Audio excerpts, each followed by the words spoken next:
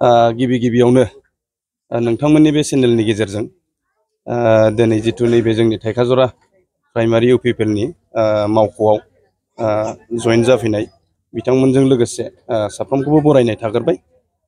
नंगौ जोंहा जोंनि दानि बे जिथु सरकारनि खामानि मावनायखौ मोजां मोननानै गुबुन गुबुन दोलोनि दिनै मावफारिया बिथांमोन बा सापर्टार बिथांमोना दिनै 20 जननिबो बांसिन जोंनि थाइखाजरा ओनसोलनि दाब दाब गामिनिफ्राय फैनानै जयेन जाफैदों। आरोबाव जोंहा गोबां जयेन जाबावनांगौबो दङ। दिनैनि थारिखआव नायोबा जोंनि थाइखाजरा बिसेसकै थाइखाजरा प्राइमारि हिसाबै जोंहा 400निख्रुइ बांसिन जोंनि नैबे इउपिपिएल दोलोआव जयेन जाफैबाय।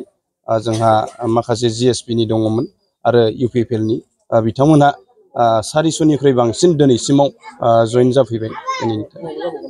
आरोबाव गोबां जोंजों सावरायबाय थानाय दङ।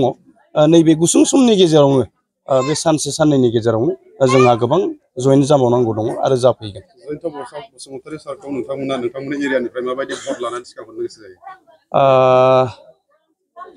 दिनैनि थारिखआव जुदि नायोबा जिथु जोंनि एनडिएनि बिजाथि जयन्त बसुमतारी सार जोंनि ओनसोलाव बा जोंनि 14 नं चिरां दुवार समस्तियाव बिसेसकै गुबुन गुबुन समस्तिनिफ्राय बांसिन भट मोननानै देरहागोनखौ जोङो बुंनो हायो।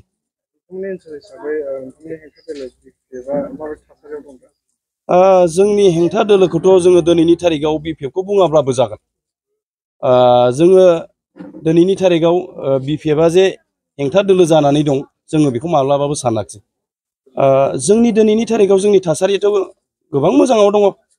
थांनाय समनिफ्राय दिनैसिमाव बहुद मोजांखौनो बुंनांगोन।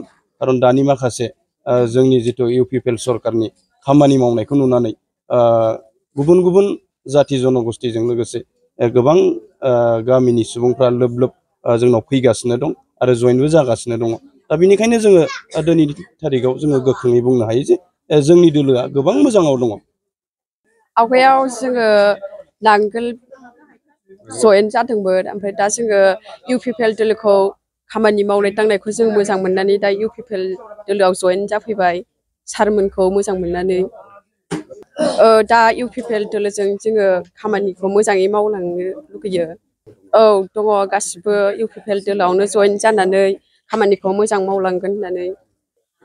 आंजों लोगोसे गोबां रायजो राजाफ्रानो जयेन जानानै दङ। दा नोंसोर नुनाय बायदि जों जयन्त साराबो इउपिपिएल दोलोनि ना, जों जयन्त सारनोनो भटखौ होगोन। जों देरहासार जाजानो लुगैयो जयन्त सारखौनो। एक्सिलेन्ट एकाडेमि बागानपारायाव 11 थाखोनि मुं थिसननाया सोलिगासिनो दं। गोसो गुदुं फरायसा फरायसुलिफ्रा गुन गोनां सोलोंथाइ मोननो थाखाय एक्सिलेन्ट एकाडेमि बागानपारायाव मुं थिसननो हागोन। बाक्सा जिल्लानि बागानपारा सारियालिनि सानजा फारसे थांनाय लामानि साखाथियाव दं एक्सिलेन्ट एकाडेमि बागानपारा।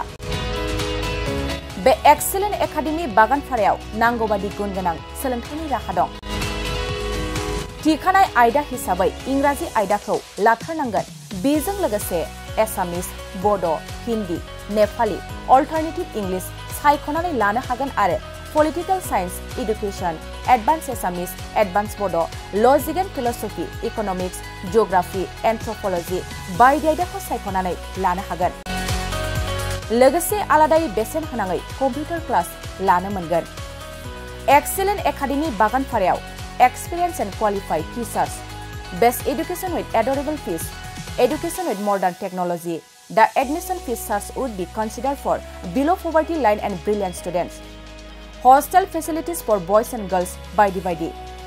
थांनाय 2022 मायथाइयाव फोसावजानाय आसाम हायार सेकेन्डारि जोबथा आनजादनि फिथाइयाव बे एक्सिलेन्ट एकाडेमि बागानपारानिफ्रायनो अनामिका ब्रह्म मुंनि सासे फरायसुलिया 99 जौखोन्दो लानानै अल आसाम साबजेक्ट टपार जानो हादोंमोन।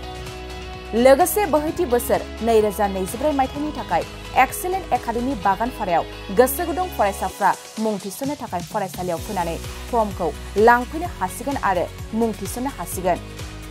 गुवारै मिथिसारनो थाखाय 9954505027 8011337530 नाम्बारनि गेजेरजों फोनांजाब खालामनो हागोन।